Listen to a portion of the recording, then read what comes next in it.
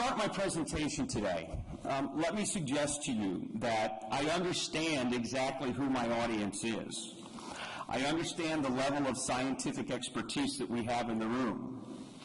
I understand that a lot of people who are sitting here, a lot of people who are going to be presenting over the next couple of days are fundamentally pioneers in the area of forensic DNA technology.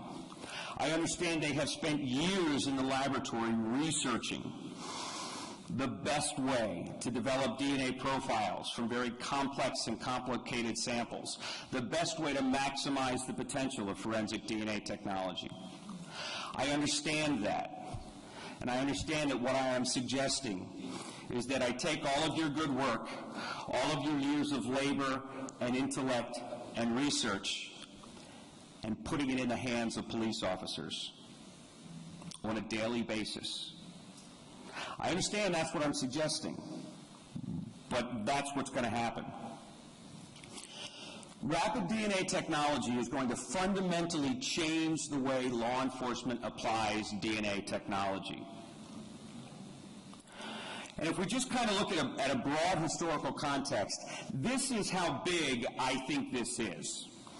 If we just look at kind of the major markers in DNA, we look at Watson and Crick and the establishment of this is what it looks like.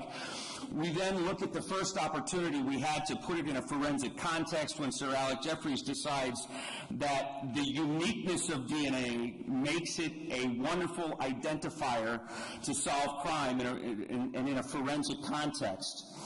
At that point in time, because of its uniqueness, DNA becomes a very valuable identifying tool. It becomes a very valuable piece of evidence.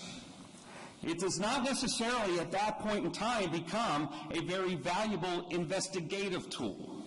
It's a better piece of evidence, but it doesn't necessarily fundamentally on a daily basis change the way police do business. Ultimately, the FBI and the FSS begin the process of databasing and developing the CODIS system and the national databasing system in the United Kingdom, and we get much closer to the idea that DNA is not just a better piece of evidence, but it is an investigative application also, but we're really not there yet.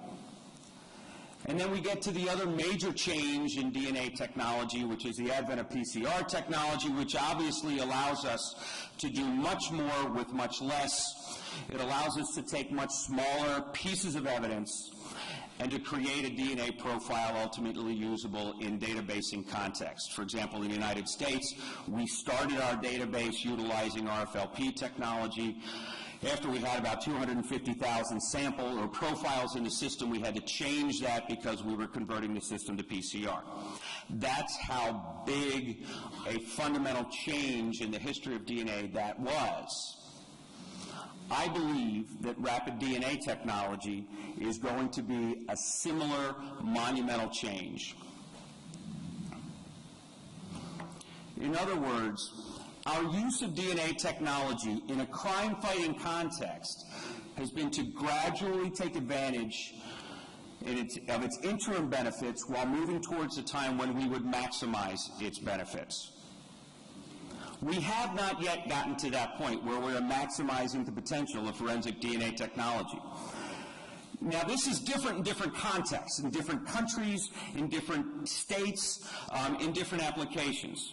For example, it's fair to say that the United Kingdom, from the beginning of its implementation of forensic DNA, understood the investigative value earlier than the United States, for example. In the United Kingdom, they immediately understood that there was an intelligence databasing value to DNA. In the United States, we did not. And in fact, we in the United States approached DNA databasing and DNA collection in entirely the wrong way. We did it for the right reasons, but we did it the wrong way. What we did, for example, was we began, when we first passed legislation in the United States to allow the taking of DNA profiles from individuals convicted of certain crimes, we started off looking at individuals who were convicted of homicide, rape, and our most serious offenses. Why was that the wrong way to do it?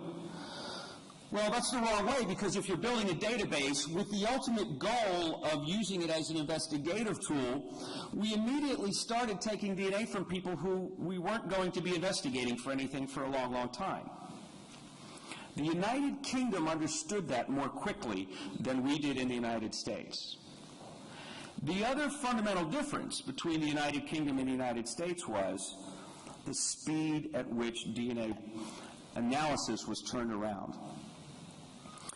I lived in the United Kingdom for about 5 years, and after being there for a couple of years, I awoke to essentially the same headline in a number, in actually the three kind of most popular newspapers in London.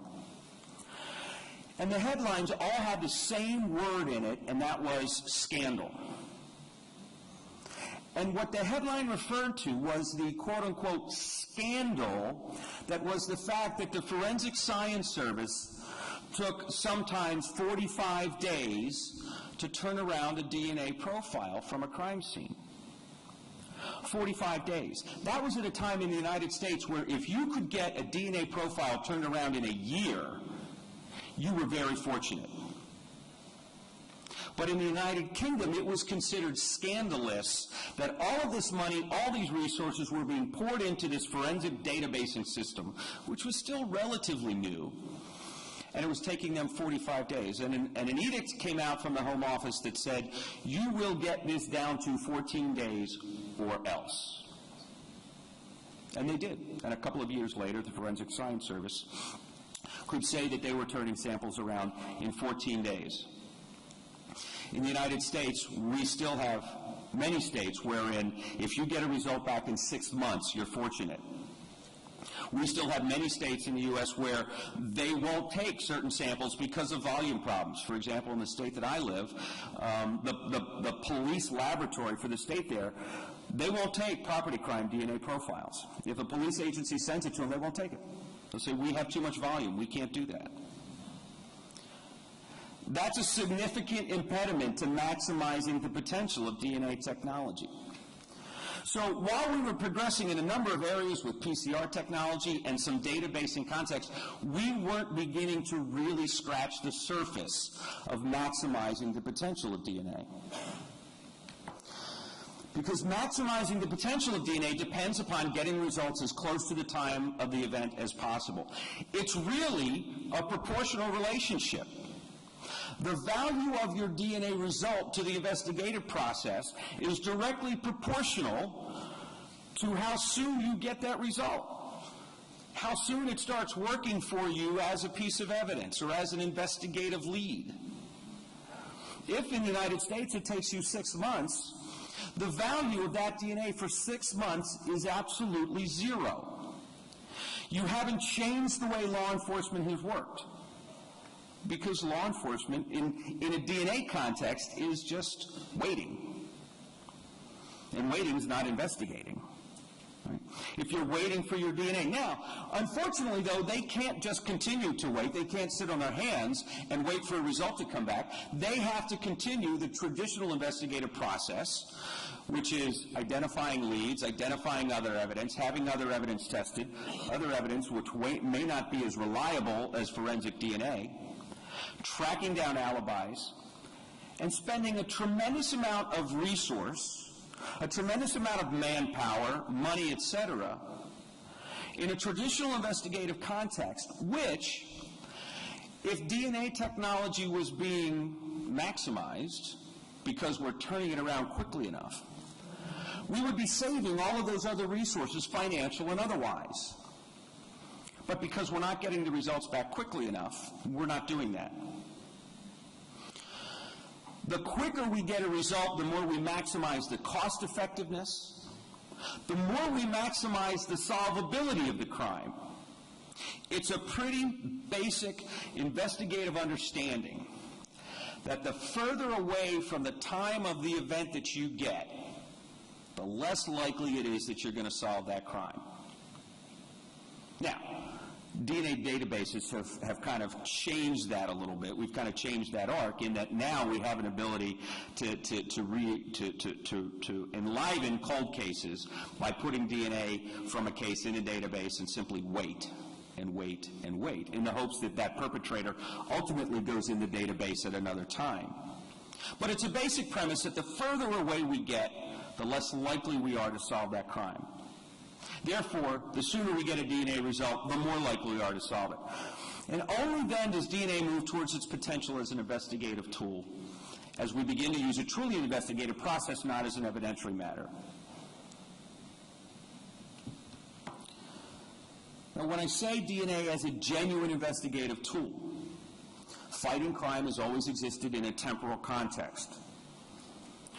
We have the solvability factor that I just talked about, but we also have the value of future crime prevention. That's really the ultimate goal here. And as long as we're not leveraging the power of DNA to solve crimes as quickly as we can, we are quite literally leaving criminals out on the street longer than we otherwise should because we're not driving investigations with DNA.